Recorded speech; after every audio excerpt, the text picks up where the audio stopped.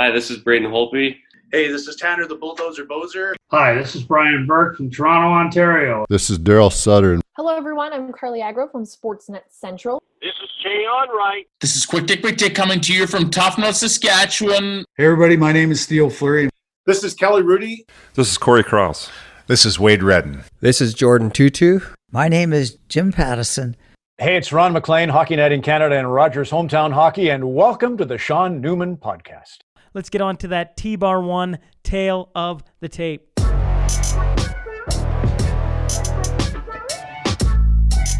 Originally from North Battleford, Saskatchewan, he grew up playing football and was a track and field superstar. Before beginning his professional career, Rueben played for the Division I Washington State Cougars. At the time, he set an NCAA record for most rushing yards in a single game at 357. Rueben was drafted in the third round of the 1986 NFL draft by the New Orleans Saints. He played 5 years with them and then 2 more with the Seattle Seahawks. Over his NFL career, he rushed for 3,484 yards, which was an average of 4 yards per carry, and scored 13 touchdowns. He was named to the Pro Bowl twice and was an All-Pro selection twice in the same years, 86 and 87. Finally, he was named the 1986 NFL Offensive Rookie of the Year. I'm talking about Rueben Mays. The table's been set. Let's get on to the main course. This is Rueben Mays, and welcome to the Sean Newman Podcast.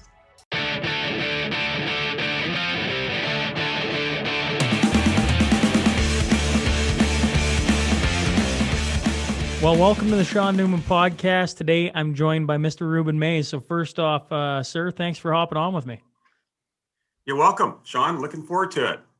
Well, it's not every day that from the prairies you get a guy who makes it to the NFL and was so dominant in the NFL for your time there. I thought maybe first I would rewind the clock on you and try and bring you back to your childhood days growing up in North Battleford and find out what it was like playing football here. I mean, we come from a hockey culture, as you certainly remember. And trying to make it as a football player. I was just curious, I guess, on your start, and if you always thought you were going to be, that's where you wanted to be, is in the NFL. Yeah, well, I started out playing tackle football in middle school and was really fast, small guy. And so I always had the speed and was pretty scrawny, actually, as a freshman in high school.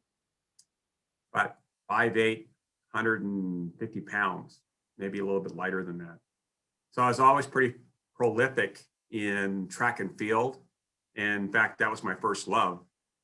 But as time went on, I realized that I had an opportunity to go places as a football player and maybe even to the NFL, and really was trying to find myself in terms of my vision and where I wanted to be in the future. And so one day I decided that my dream was to be an NFL football player. I'd watched Tony Dorsett and other players in the NFL. Of course, I followed George Reed at Saskatchewan Roughriders, but I just felt I should just go for it and see what happens. So that's what I did. Before we hop on to the football, you said your first love was track and field. I'd read that as a 10-year-old, you were beating guys in the 100-meter in high school. Is that true, or is that completely fabrication? It's probably fabrication. But I was pretty fast, especially in the shorter sprints. And so the opportunity to advance, and I went down to Toronto a couple times, trained with not Ben Johnson, but Desai Williams, and Charlie Francis was the coach. And of course, you know, the major controversy with the Olympics and Ben Johnson followed that. But at the time, I was being groomed to be the next Harry Jerome, who was a prolific sprinter. I think he won the silver medal in one of the Olympics. So I had some raw talent, but I had to make a decision, and even ran track my freshman year at WSU. We won the Pac-10s that year, but eventually I had to make a decision if I was going to go on from track and field to football. But as far as being 10 years old and beating guys in high school, probably not. No, it wasn't happening. I gotta think. Well, that's cool about. I didn't know about the track and field and going to Toronto and training with guys like that. I was wondering in my head, as I'm preparing for this, I'm going, in today's age, to get scouted in pretty much any sport, if you want to take video of yourself, you pretty much hand a phone to anyone, and they can film your game, and away you go. Back in the mid to late 70s. I assume that was not exactly the easiest thing to do, to have game film and playing in North Battleford. I mean, although for the area is a big spot, it's not that big of a center. How did you get noticed playing football? Well, I was pretty successful as a running back, and we had a really good team in North Battleford, the North Battleford Comprehensive High School Vikings. Don Hodgins, the head football coach, had recruited some really good assistant coaches. Garth Link, who was a history teacher, was very involved, and other folks. And so we had a really solid program, and we were a magnet school, still is. And so a lot of the surrounding communities fed into North Battleford Comprehensive High School. And so we were organized, we were physical, we ran the football. And so we played bigger teams. I remember one time playing Edmonton, the Trojans, and we beat them pretty bad. Saskatoon, we were competitive with anybody in all of Saskatchewan. And so that laid the groundwork for me as we went to the provincial finals. My junior year, we played a team in Regina and Taylorfield, and we won the championship. So that got my name out there. And then my coach, Don Hodgins, he was trying to send film out, it's well documented, to different colleges, spent over $500 Canadian to send film to colleges in North Dakota, in South Dakota, in the Midwest. And it wasn't until he connected with Hugh Campbell. And Hugh Campbell was a player at WSU way back in the late 60s, probably early 70s, more like late 60s probably. And he was the general manager for the Edmonton Eskimos. And so Hugh had the connection with WSU. So my coach sent him film, and he sent the film to Jim Walden. And the film wasn't very good quality. You talk about cell phones, and it was just some, with lots of scratches and different things. So Hugh says, as a favor, you need to give this guy a scholarship. He's really successful in Canada. He's a track guy. He's got good size. And so the head coach, Jim Walden, who was my coach, he tells me the story from his perspective. He says he gets this film. He couldn't really make it out very well, but they had heard about my speed. The big question was my size, and was I a Division I, prospect? So they invited me down. As you know, in the United States, they have recruitment, and they have a certain amount of players that they can recruit in the United States. And so they were full, and a student athlete had left at the last minute, so they had a slot open. So I flew to Spokane, drove to Pullman, and I had breakfast with Jim Walden and a couple of assistant coaches, Coach Padilla, who was the defensive coordinator. And they saw my size. I walked in, I was 6'6'1", a couple 100 pounds. So they saw that I was big enough to play at that level. And so after they'd met me, they knew I was fast enough. So Jim Walden tells the story. They go in the back room to talk about it. And he goes, he's got he's the right size, and he's definitely fast. He goes, what the hell? Give him a scholarship. So that's what happened. And I got offered a full scholarship at Washington State University. And that's how it all transpired. You didn't have to play, suit up, practice, nothing? Nothing. No, nothing. No walk on. They just offered me a full ride right there. But on the way there, then you have no idea what's going to happen. No, I remember driving through Saskatchewan, through Montana, Glacier National Park, and into Pullman. They wanted me to come in early because, I'm in a skilled position and maybe work with me. I was pretty raw. And so I remember getting to Pullman in mid-July, and it was a very hot day. My mom had dropped me off on a Sunday. And the stadium is next to what's called the Bookie. It's now moved, but it's a place where you can buy, college gear and also food. And so I remember getting a small orange juice. And I went and sat in the stadium. It holds 34,000 people, 35,000 folks. And I'm sitting there by myself. About 2:00 in the afternoon, my mom had just left and a couple of my sisters had come down with me. And I'm sitting there saying to myself, oh my gosh, what have I done? Here I am in, Pullman, Washington State University. And I was a little kind of nervous about it because I didn't know what to expect. I'd had the equivalent of the ESPN in Canada. They had a panel and they were saying that I was going to get lost in the crowd and that I should have stayed in Canada and played at a Canadian college and played in the CFL.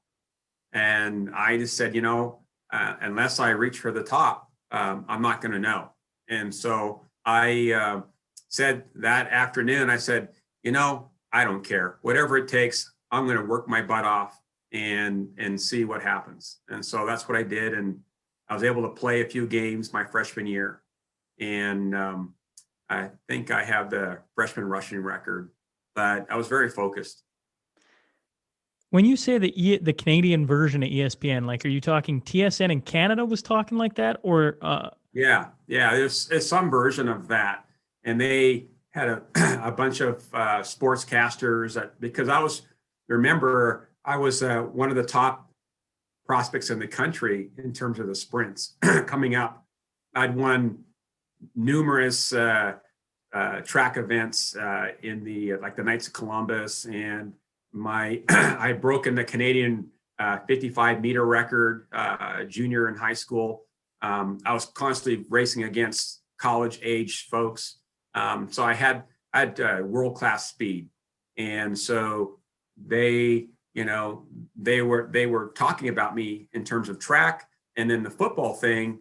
No one really knew because I'm going to, from 30 million people then to 300 million in Division I, Pac-10, where you have USC and Marcus Allen and Nebraska, and you have all of that. And so, and I was the first one ever to do that.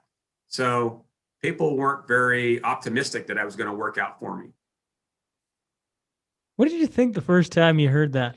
Like when you were sitting there and they're talking about you making a poor decision, where you just like, I know you said you got to reach, and you never know if you don't reach for it, so you got to go after it. But to be put on a spotlight like that, and to have different guys make their opinions on you, I mean, like, obviously you proved them wrong, Rueben, like immensely wrong.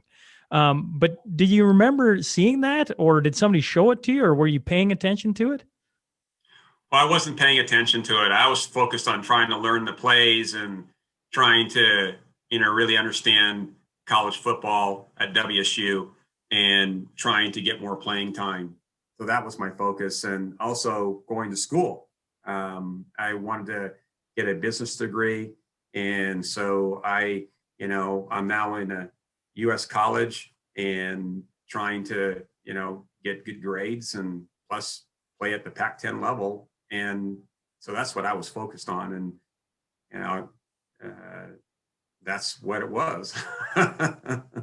Absolutely. Going back to Don Hodgins, your coach at North Battleford, when you look back at that, for a guy to push as hard for you as he did, right? Because the reports and the stories that I'd read is like you say, he put in money, he put in a lot of time. He tried figuring out how to get the best quality videotape so he could send it around and really try and drum up some support for getting you down south. And like you say, he finally ends up on Hugh Campbell in Edmonton. It's pretty cool of a guy to push as hard as he did, or maybe today that happens all the time. I don't know. I guess in your trajectory, if Don Hodgins maybe doesn't come along, maybe there's another Don Hodgins. I don't know, but it seems pretty cool to me in your story or your growth to have a guy like that, A, coach you, but B, push is hard to get you to the next level.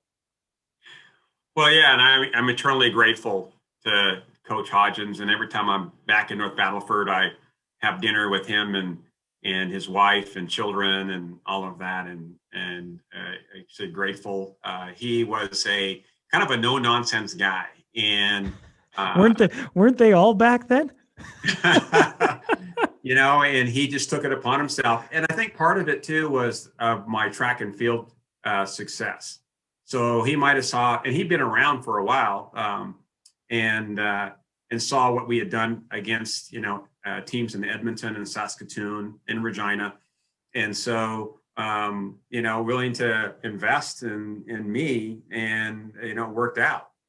And so I'm grateful that his $500 back then returned some recognition to him and the assistant coaches in North Battleford and the comprehensive high school, and it worked out. It's one of those situations, and you just never know, right?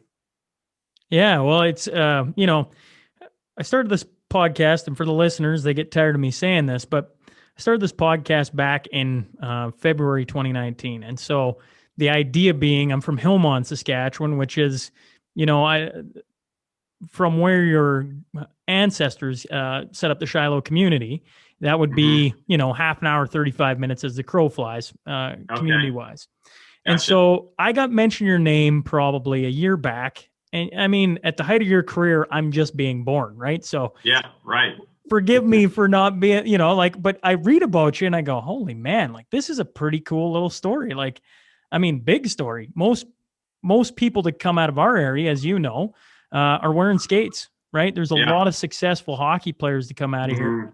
But in North America, the biggest sport, and there'll be some Canadians mad at this, but I don't think anything touches the NFL. Like the NFL is an absolute juggernaut. And from you to come from small town Saskatchewan and make it there and not only make it there, I mean, geez, your first year, you're crushing it. Your first couple of years, you're crushing it. Like it's a really, really cool story. Yeah, I had speed and I had determination, and I still have determination, no speed anymore. But it's just a determination to work hard and to work through challenges, and it's and then a lot of folks along the way constantly challenged. I think about that when I reflect on my professional football career. Going to WSU, and there's other running backs, and so I'm competing, and then I had a shoulder injury, my sophomore year, and that had me readjust my priorities. And so you have these sentinel moments during your life, and I've been fortunate that those have been good learning. And sometimes they're painful. Most of them are painful, but that was one that helped me at WSU my sophomore year, where I was running track, and we had some success. I had some success in my freshman year. I lost my focus and my discipline a little bit, and then I separated my shoulder against UCLA, and it was the 6th game of the year, and so I wasn't able to redshirt, and so I had to get some pins in my clavicle and the 3 ligaments right there, and 6 weeks. And I remember getting my pins pulled out and going to the weight room right after that and trying to lift the bar. And I couldn't even lift the bar, and my teammate, Kerry Porter from Great Falls, Montana, he had a really good year. He rushed for 1,000 yards, was all Pac-10 that year. And here I am, injured, and second team basically. And that was a pivotal time for me, and I had to decide, what's important. And so I dedicated, to getting back to where I needed to be, from a lifting point of view, from training. And that led to my junior year in breaking the NCAA rushing record. And then also the week before that, it was the biggest comeback in NCAA history, coming back and beating Stanford. So those 2 weeks really defined, kind of was the next level for me. But it was preceded by, a painful lesson. And I find that that's pretty common, in terms of reset, then next level, reset, next level, And so I look back and you don't want to learn everything that way, but during that time, that kind of got my attention. And so pretty interesting. Yeah, well, and you had, I think you've said it a few times, raw talent. And I don't think that can be denied. There's lots of people that have raw talent and never seem to, jump through the hurdles or get up the hill or whatever you want to call it. And hearing your story is, once again, there's just something special there. I'm curious where in this trajectory at WSU Rick Sloan comes in, because I'd read stories about him absolutely drilling you. And was that after the shoulder injury and you started to decide what you need to do, and all of a sudden you bump into a former Olympic athlete? And because I'd read the story, like he was kind of like the crazy guy on the track, like everyone's kind of like, oh, there he is, and you approach him and somehow start working with him. Well, he was the track coach at WSU. So John Chaplin, a real famous, and he lives in the area here, but he was very successful as the head track coach for Washington State. And that was during the era where they had Henry Rono and Julius Career. And these are track people that won gold medals in the Olympics. And so very international. He was criticized for that, but a lot of teams began doing that in Oregon and Arizona. But he was like the pioneer, and he would go to different countries and recruit these guys from Cyprus and from Argentina and from Kenya, Russia. He had all these connections. And so Rick Sloan was the field coach, field events, but also he was the conditioning guy. And so I didn't really work out with him that much right then, but it was after I left the WSU, went to the pros, I would come back and I would work out with him and some other folks, and we would go try to kill ourselves just to get mentally tough. And so I was looking at Walter Payton, running these hills, and that inspired me to, like no one's ever going to outwork me in terms of preparation for the NFL. And that became the case because my rookie year, I was able to, really compete at a really high level and work through some pain and adversity and be successful. And so Rick Sloan was a big part of that.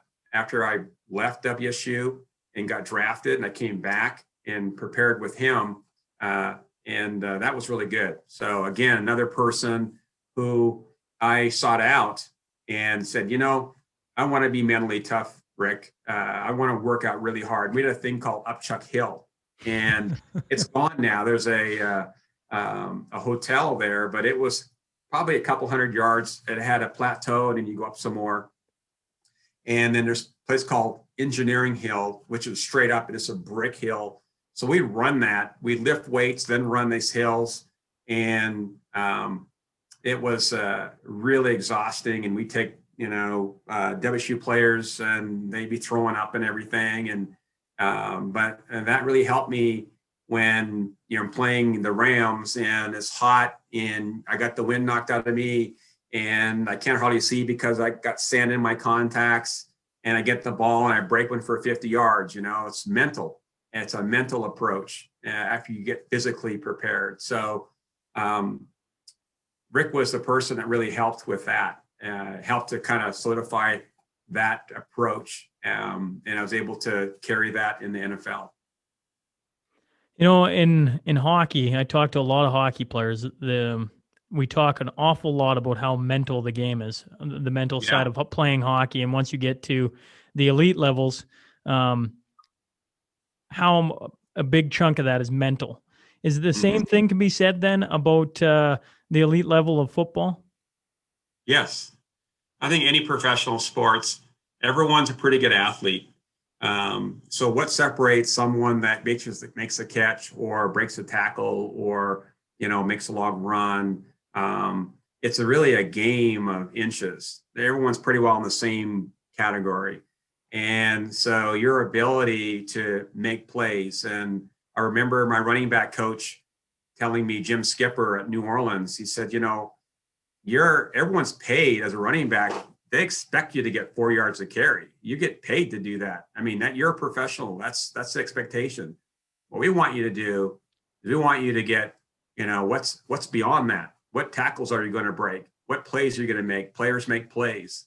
And so that being able to do that, and it takes mental toughness because, when we were playing the Giants, one of the earlier times in my career, you're pulling into Meadowlands Stadium and it's cold and it's wet and you're playing against Lawrence Taylor and these great linebackers and defense, and you're, get knocked down for a loss and you got to get back up and you just got to keep on going. And so you got to prepare for those things, in the off season. You don't prepare for those things during the season, because during the season you're dinged up and you're trying to adjust and game planning the different teams. And so all that preparation for me and for, I think, any successful professional athlete, if you have interviewed a lot of them, Sean, is mentally preparing, being mentally tough to be able to deal with adversity and to work through it. And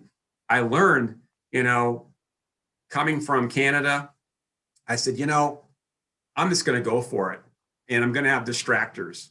And going from WSU to the pros, I'm just going to go for it. And you're going to have distractors. And going to what I do now, I'm going to have distractors. I'm just going to go for it. And the one thing I've learned is that it's all good. The journey is, you learn so much because you've experienced it. And I would never have those experiences growing up in North Battleford and going to Washington State. I mean, that's so unique to be playing against Stanford and coming back, and then against Oregon and the NCAA, and also fumbling the ball, doing stupid stuff, and so you don't know unless you try. And what I've realized is that no matter what it is, it's all good. It's all going to help you if you're wanting to grow and get better. Those things you learn. And so I'm just so grateful for that. And so all pro athletes, to get back, and I kind of got off on a tangent there, in terms of being mentally tough, definitely it's the preparation. And then, there was multiple times where I, maybe a slight sprained ankle, I had a sore Achilles, and, or something on, bruised here or bruised there. And being able to play at a high level, play through that and not let that kind of distract you. And so your ability to kind of focus and work hard and take it one play at a time, that's all kind of part of all of that. I think that's great for kids to hear about the mental toughness side of it. Everybody works on skill development and everything, the physical side of the game, where you get on the ice or you get on the field or you get wherever you got to go and you shoot 1,000 shots or whatever it is. But the mental side of it is almost a little abstract, like you try and explain it to somebody, but until they're, like you say, you prepare for it before the game. I think that's great for any kid listening that wants to make it to a level you did. I see that throughout your, if you read the stories about you, I see that time and time again. There's a lot of mental toughness that you had to build to get to the level you got to. Yeah, it's really true. The reality is that what does that mean? It means that you need to suffer and struggle and you need to fail. And so success comes out of that. And that's really the only way. You rarely hear someone that says, hey, I was so successful and that made me a better person and a better player, right? It's really. When you say it like that, Rueben, suffer and struggle, how many people want to do that? Like if you knew that was what it was going to take to get to where you wanted to go to, somebody would be finding an alternate route to try and get away from that. But what they probably don't realize is you got to push through those things. It makes you what you become. Absolutely solidifies. And so I call it eating dirt. When the kids are young, I have a couple boys and we find Logan out in the backyard having a bunch of dirt in his mouth, and the doctor would say, hey, don't worry about that. That's going to help his immune system, and make him stronger. Of course, you don't want him doing it all the time, but it's not going to hurt him. And we spoil our boys, but you got a lot of parents that put a bubble around their kid, and the reality is that they need to fail and they need to struggle, and then respond. It's like lifting weights. It's all the same stuff. It's just the actual practice of doing it when they're young, and you don't want your children to feel that pain and the loss. And the reality is it's a good thing, and that's life. And so the sooner, I kind of backed into it because I was a fast guy and was able to, move through high school and then college and then professional athletics. So I got to do it that way. A lot of people don't get that opportunity like I did like that. And it's helped me in my leadership now. Every day, there's struggles, and I say, bring it on, man, bring it on. That's just what it is, and how do I get better? And something else too, I pick up things from different people, but one of the things I really think about a lot is how do I execute? That's the mental attitude. How do I get from point A to point B as when I was a professional athlete or a college athlete or high school? Not so much in high school because you weren't thinking that. You're just you're still just a young guy, and I was a young guy and just running fast. But how do I get from point A to point B, and that mental attitude to make that happen, and with intention. And as I mentioned, my running back coach always said, impose your will. Impose your will when you're a running back. You have the ball in your hand. It's not like a quarterback having to throw the ball to a receiver, but you actually have the ball in your hand, and now you can determine what's going to happen after that. And I never forgot that. And as a running back, I love sometimes I'd be playing against these DBs, Ronnie Lott. I played against him quite a few times, and we'd have our conversations early in the game, and there'd be Deion Sanders. He wasn't the big tackler, and they talk a lot. And then you get into the game, and it gets physical, and you get down to crunch time, and suddenly you break one, and you're out there 1-on-1, where before they were tackling you and come finish you off, and now it's like, okay, now let's see what's going on here. We'll see what happens now when you got some speed, or are you going to run someone over, and then sometimes I lost on those sort of things, but that I feel very fortunate to be able to experience that. When I told people I had you coming on, I got asked this an awful lot. This must come from small people who knew they could never play in football, but a lot of people are wondering, in the NFL, when you have giants on both sides of the ball and you're getting tackled by half of them, what does the body feel like the next day? Well, that goes back, and actually I didn't feel too bad. There are games early in my career where I carried the ball a lot, and I had some games where I had like 30, 35 carries. But I really, Walter Payton, in the way he prepared. And so I wanted to go in there chiseled and hard in terms of physically ready and strong and have endurance built in, my muscles and everything, and running hills and all of that. So what that does, when you're so fine tuned like that and have conditioned your body, you recover pretty fast. And I was naturally a fast healer anyway.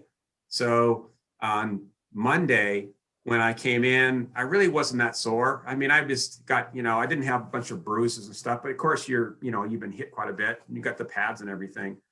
But by Wednesday, I was ready. I was fine and ready to go. And again, that was the really hard work physically that I did prior in the heat of the sun, 95 degrees and really pushing my body. And so I was okay. I really was. I was never one to really be beaten down. Earl Campbell, his last year was my first year at New Orleans, and he's my next door locker mate. And his style was very physical. And his last year, he's an incredible Hall of Famer and one of the best running backs ever, but he was beaten down. You could tell, and he played 11 years, an incredible person, incredible athlete. But I didn't play long enough to get to that point. And also my running style, I was a slashing type runner. And so I really relied on speed and being an instinctive runner where I would glance off. I was never one to kind of, run into anybody. It was always kind of a blow like that. And when you got a lot of speed and quickness, people aren't gonna, you're not like a fire hydrant, at a dog show sort of thing. You're moving and you're not getting the full contact. And that was the same with, concussions. And I tell people, I really honestly never had a concussion in the NFL or in college. I had my bell rung a couple times. I remember that, but I was not the type of runner that would just, wham, kind of thing. They had fullbacks to do that. But I was really fortunate in that regard too, because of my speed. So speed was really a big deal. And also being instinctive. I just had a way of really anticipating, seeing colors, finding the open space, in milliseconds. And it just came natural to me. Back when you were playing with WSU then, in your junior year, you've probably been asked about this a million times, but you run 357 yards in a single game. You set the NCAA record at the time, I believe, for single game rushing. Mm-hmm. And I watched the video of it, and it was like, when you talk about speed, like you were lightning quick. Like that game, or did you have multiple games where whenever you touched the ball, it just seemed like the sea parted and you were gone? Yeah. I just, I had really, I was a quick speed. That means I could get from 0 to full speed pretty quickly in a couple steps. And also, again, the ability to, on my feet, going full speed to anticipate and set blocks up. And, I had a real feel for how to anticipate and find a gap. And it came naturally to me. And so, but yeah, just, and the physicality, I was pound per pound, the strongest guy on the team at WSU. And so I was 205 pounds and, benching 380 or something like that, and cleans. And so I was very strong for my weight. And so when I'm going full speed and someone hits me, it's like, there's more to it than just 205 pounds coming at you. You're getting a lot of strength there too. And that's what happened at Oregon. They tackled me and I kind of shove them off kind of thing and keep on going. And that game in particular in Stanford, they kind of bounce off you a little bit. How much fun was it from coming from the prairies and going into all these different stadiums with thousands upon thousands of fans in there? I myself played college hockey in Wisconsin, so I understand that the number one sporting event probably in the United States is college football. Like it is right there with everything else. You got to play in some of the biggest buildings. Yeah. There's got to be some moments that stick out, or just like, did your hairs ever not stand straight up walking out onto the field? Well, it's funny you mentioned that, Sean. My freshman year, we played Tennessee. Either my freshman or my sophomore year. And back then, the Pac-10 and the Big Ten, they played games against each other. I don't see that much anymore. But I played Michigan one year. Actually, my junior year, played Ohio State. And so Michigan had a 104,000 seat stadium. And it went really wide, you know. Tennessee was straight up in the SEC. And so, yeah, and of course the Coliseum at USC. And so, but Michigan, Ohio State, Tennessee, USC, those, you know, when you got 100,000 people or 95,000 people, and you're like, geez, man, this is sick. And everyone, and at Tennessee was all orange. And of course, Ohio State, it was red. And so, yeah, it was, I didn't really think about it that much in college. I was so, you know, you're a student and you're playing football, but it wasn't until the pros that I remember, you know, I'd walk on the field and when I was feeling really good and I got to know some of the players, DBs, and I'm walking on the field like, okay, I'm ready. You know, I'm feeling pretty good. And, you know, that was, and I remember a few times my rookie year where it was preseason and then we had some games like game 6 or 7. I'm in the huddle and, you know, it was 60, 70,000 people in the stands. And I'm going to myself, this is pretty cool, man.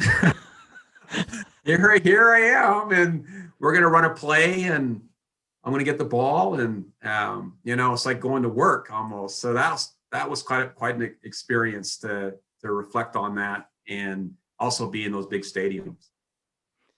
Did I read, perchance, that you didn't drink, smoke, or anything like that? Is that true? Well, I drink now. I like a gin and tonic every once in a while. But for the longest time, I didn't drink anything, really up until probably maybe 10 years ago. I just wasn't something of course I had drinks in college a few times, like we all do. But during the pros, I wasn't much of a drinker. And even after I retired, having kids, I just wasn't something I did. And then just now, we're empty nesters. You know, I like to have a nice gin and tonic. I actually have a gin and tonic and, you know, things like that. I think I've smoked maybe a quarter cigarette in my entire life. And I was just like, what is this, man? This is nothing for me. Just experimenting when I was in, you know, middle school or something like that. Never taken drugs other than painkillers, you know, that kind of drug. But it just never appealed to me to take anything like that, that would, you know, change my perspective on things. So that's well, the reason I ask is I just think, you know, Division I football is one thing. Going to the NFL is a completely new stage. And like I said off the hop, the NFL is, you know, and fans love to get in debates about it, but I don't even know if it's a debate. Like, the NFL is a machine. It is giant. And so when you get up to that level, I just assume you're treated different. You're open to a whole different world that you didn't even know existed. And I'd read that you didn't drink. And I was like, not that you need to drink to be in those. I just assume you'd be presented some situations that you could have never fathomed before, and been around probably celebrities and very famous, wealthy people, and just some crazy situations, I guess. For a guy to go about his business and enjoy it and not need any additional substance to enjoy it anymore, I guess, is where I was going. Yeah, well, that's why I think that was unique. Not unique that people were doing drugs and all of that, but that, think about this, Sean. I mean, I spent summers in 10 miles north of Maidstone, Saskatchewan. Okay, and that's a complete different deal right there. And so I really enjoyed the peace and quiet, and that's why we live in Pullman. We live on a place called Lawson Gardens, and I love peace and quiet, and that came from my growing up and going fishing at Saskatchewan River on the weekends, with myself alone or with a couple of folks, ice fishing at Turtle Lake, Helene Lake, those sort of things are part of my DNA. And so now I'm in New Orleans or I'm in Seattle, and I'm still like that. And to this day, I'm still I like the peace and quiet. I'm an introvert. And so I wasn't one to have to look for a party. I was one to more like to re-energize my batteries, and watch a movie. One of my hobbies when I played was to, our day off on Tuesday is to go to a theater, it was 2:00 matinees, and I'd be the only one in there, and I'd have the theater to myself. And I think that this energized me to kind of, relax and be by myself. So that's why I think part of that for me, it wasn't something that I wasn't looking to party, trust me. Being, the responsibility of carrying the ball and being the key guy for a while, was part of it too. Yeah, a lot of guys just get sucked in. That's and I think it's really, really cool. That's the way you went. Now, when you go to these afternoon matinees, what were the movies you were searching out? Oh, action packed, like shoot 'em up movies, of course, the best kind. Well, lay one down on me. What was back in 1986? Oh man, I'm not going to remember that. I don't know. Top Gun, Terminator. Yeah, those Terminator, exactly. Kind of movies. I still like those kind of movies. So, that's that has a happy ending. I'm an avid movie person, always have been, and the action packed. Denzel Washington's one of my favorite actors. He's got a couple, Man on Fire. That's the kind of movie that I love because he's been hurt, right? And he's been knocked down, and also someone he loves dearly has been hurt. And so now you can see that the plot is very clear, and it has a meaning. And so I love that kind of a movie. Well, Denzel is the man. Yeah, his movies are awesome. For sure. When you go back to the draft, the NFL draft, where were you that day? I was in an apartment with a friend, and then my girlfriend, who was now my wife. She was there with me, and I was sitting there waiting to get a phone call. Back then, you just waited by the phone, and you gave all the teams your phone number. They had your contact information. I was in this apartment, and I was thinking there was a chance I could go in the first round. I was in the top 8 in terms of running backs coming out that year. The knock on me was I wasn't much in the passing game, and so people didn't know how I would do in that respect. I had a real good combine, but I dropped a couple balls and long balls that were easy, and they fell through my hands, and so I didn't help things. That didn't help matters. And so I visited with the Kansas City Chiefs, and they were thinking about drafting me in the first round. I heard that the Bears in Green Bay were thinking about drafting me in the first round. And I was, offensive player of the year 2 years in a row at the Pac-10, and consensus All-American my junior year and All-American my senior year. So I thought I had a good chance of being, mid to late first round. And so I'm sitting there waiting for this phone call, and I see these players that I played with at these all-star games, and they're getting drafted ahead of me. And And then Daryl Clack, who was a running back at Arizona State and who was below me in terms of the priority, he got drafted. And I said, what?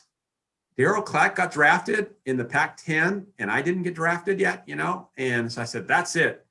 I'm done with this whole thing. I'm going to go become a lawyer. I told my girlfriend, Bree, at the time, and now she's my wife for 32 years, that I'm done. If they don't respect me enough of all I've done, accomplished at the college level, you know, they're not going to have my services. But right after that, I got a phone call from the New Orleans Saints, and they said, hey, we've drafted you early in the 3rd round.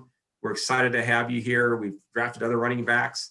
And so then I said, okay, where's New Orleans? So I had to go get a map and see where it was. And that's a whole different world down there. And then I remember going down for a press conference, and they had drafted Dalton Hilliard, you know the story, from LSU, and he was All-American also, and just 80 miles away. Barry Word from Virginia, myself. So they drafted a lot of running backs. It was Jim Finks' first season, and Jim Moore, his first year as head coach. So they were trying to clean house with Bum Phillips and all that kind of stuff. So we had all these running backs, and then Earl Campbell and Buford Jordan. And so there was there was 8 or 9 of us. And so the Times Picayune, they asked me what, I thought, being from the Pac-10 and from Washington State University, where I see myself fitting in here. And I said, well, here's what I think. I'm starting here. I don't know what everyone's thinking, but that's what I plan to do. And here we go. And so next day in the Times Picayune, running back controversy, May says he's going to start. So that's what happened. And that's what happened. So Yeah, that's awesome. You had in your first day in New Orleans, you'd started a controversy. What did the other guys think? Like 8 other running backs, were they gunning for you, or what, did you just all go out? I didn't care. I'm just like, I had to learn the plays. Our first meeting with Jim Skipper, and that was his first time, and he just retired last year after 37 years.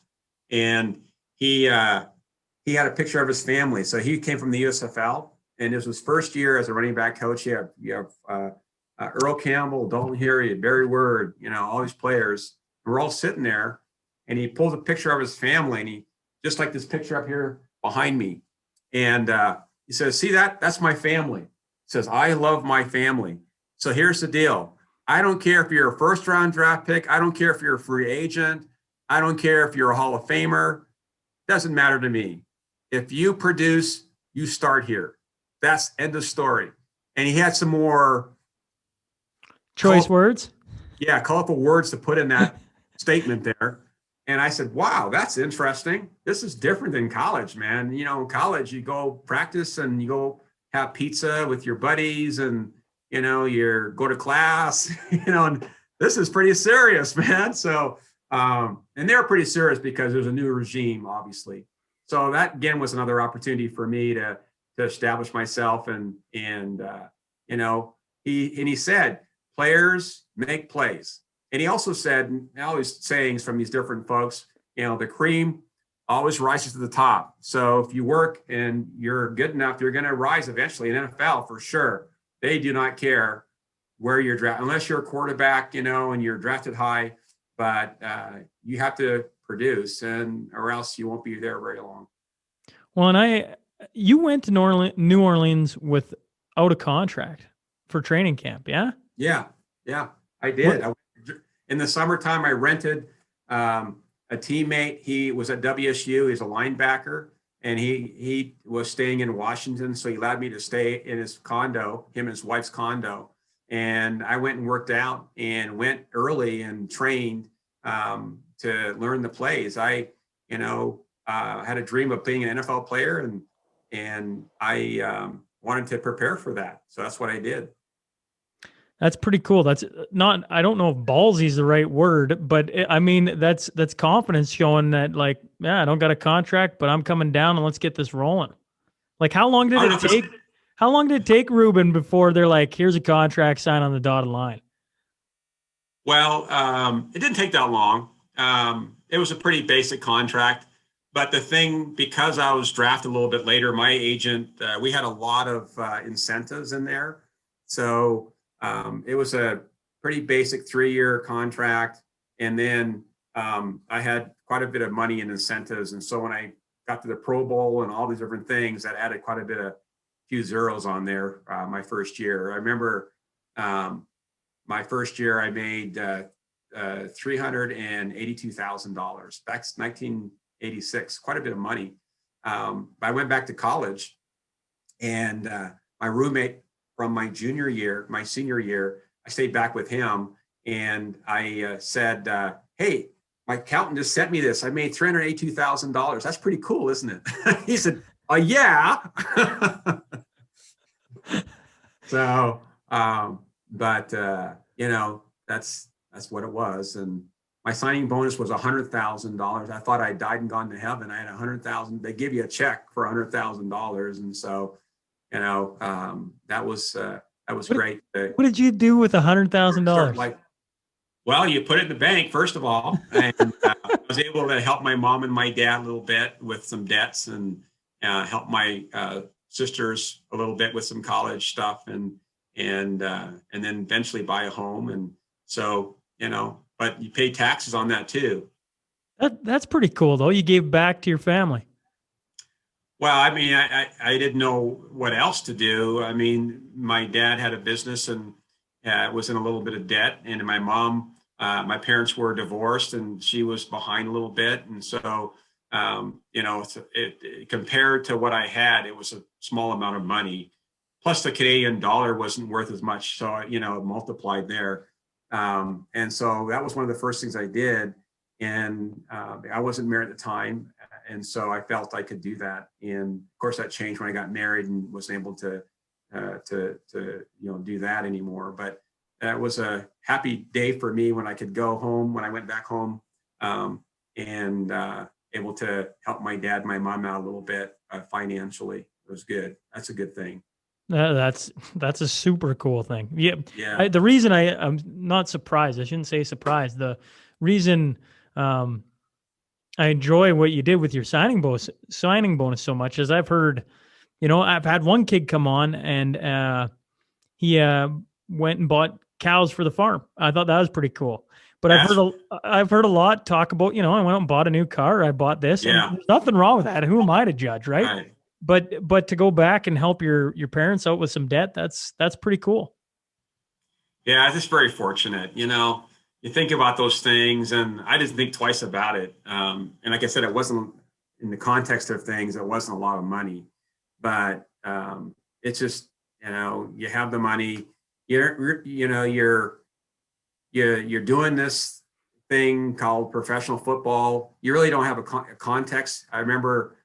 I'm jumping around here a little bit, but I remember after it was announced that I was made the Pro Bowl and Rookie of the Year, I remember calling my mom, and she said, and I was all excited, and I called her and I said, hey, mom, I just got voted into the Pro Bowl and Rookie of the Year. She goes, oh, that's great. When are you coming home? So, kind of put it in context. So that's why I think that growing up where I did, and being from that area, that's just a different deal. It wasn't like I was raised in LA or, in Portland or Seattle or whatever.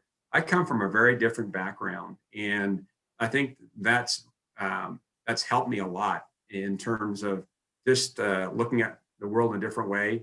I became a Christian later in my pro career. I wanted to get that in there. And that was a different trajectory in my life and in my perspective on things. So I'm so grateful for the journey. And to me, I'm thinking I want to live to be 100 because I get to enjoy every day and explore new things. And hopefully I can live as long as I can live, because life is glorious. It really is. It's an adventure. Yeah, that's a pretty cool outlook on life you got. It'd be cool to have more people sharing that thought. There's a lot of, we're living in some pretty tough times right now, and it's easy for people to stare out the wall or stare out the window and see all the negative. Like right now in Lloydminster, Alberta, Saskatchewan, it is an absolute snowstorm. That's no fun. Yeah, we got one here too. It's in Pullman, Washington. But then, it's all how you see it. I'm saying, hey, this is great. I was swimming. I'm a big swimmer. And the guy that swims next to me, he was there. And I was asking him, how the crop was. I knew it was great. We had great crops this year. But he said, yeah, it was pretty good. There's always good to see in everything. There really is. And snow means lots of moisture for us. The cold, I actually like the cold, it's kind of breaks things up, and, you got to put a coat on, you got to, you got to prepare a little bit better. So I've always been like that though. I've always been glass half full, looking to, what's the positive, and I'm an encourager by nature. And so I just feel very fortunate, and maybe it's just from my dad's, he's like that. And so to me, it's easy for me to say, because that's kind of, how I'm wired. But you're right, COVID-19, we have good days and bad days. But the thing about it is, how do you impose your will today? How are you going to impose your will? How are you going to make a difference? How are you going to encourage somebody? How are you going to try something new? I'm trying to cook Indian food now as kind of an indoor hobby now. I'm learning how to do that, and destroyed the kitchen last Saturday, but, just try new things and take some chances, and, you're going to get knocked down and you're going to fail fast. That's a term, in entrepreneurship, but you get back up and you keep on going. So. Well, I'll wrap us up here into the final segment, the Crude Master Final Five. A shout out to Heath and Tracy McDonald, supporters of the podcast since the very beginning. There's just 5 quick questions for you, or long questions, as long as you want to go, Rueben. Sure. I got nothing but time. I always start with, if you could sit down with sit down across from somebody like we're doing right now, you could have anyone you wanted to pick their brain. Who would you take?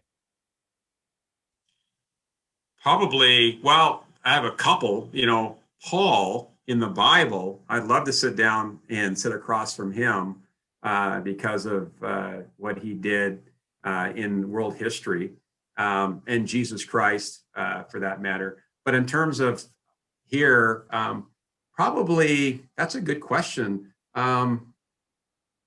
Probably Walter Payton. I met Walter Payton when we scrimmaged against him at Chicago Bears, but I never had a chance to sit down and talk to him. But Walter Payton was really an idol of mine, and I was speechless when I met him the first time. But yeah, Walter Payton would be someone I would love to sit down and just talk to. Who was one defender you lined up against back in the day, and when you saw him, you're like, crap, he's pretty good, or scary, or all the Lawrence above? Taylor, because my job was to chip him when we played against them. When chip is you hit the outside half of their body to keep them on their block because they're so good.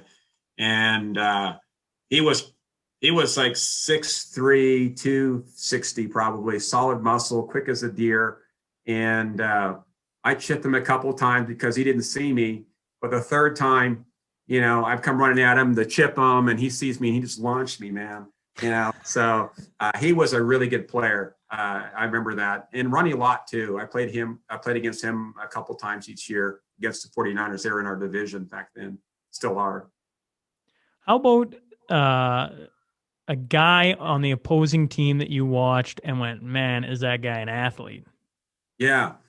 Mike Singletary, pretty good athlete. Not, athlete, but also ferocious, intense, a leader.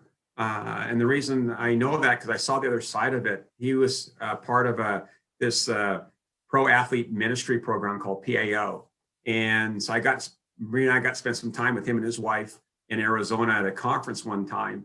And he's very soft-spoken. He's a very intense guy, but he's completely different off the field than he is on the field. But on the field, just an intense guy and all over the place, jumping and making plays. Where was the first game you played in the NFL? And do you remember it? Like your first ball touch? Were you nervous as all get up? I think it was Kansas City in New Orleans. And the reason I remember that is because I missed the block, and there's a picture that of my quarterback getting a helmet in the middle of his back, and I'm blocking in front of him. And so he said, Rook, if you want to keep playing, you're going to have to, do your blocking assignments. That was Bobby Hebert, but I'm pretty sure it was a preseason game against the Kansas City Chiefs. Final one for you. Who had the best or the craziest fans? Well, I'd have to say the New Orleans Saints in the Superdome. The Saints, they love their football. And back then they didn't have a basketball team, and everyone lived and died by the wins and losses of the Saints. And, it was back then, I think they could smoke, and they had hard alcohol. So you can imagine a Monday night game or something like that. It was like crazy. There's a haze of smoke in there. People are drunk. They're screaming. I think the Saints were the most intense fans, actually.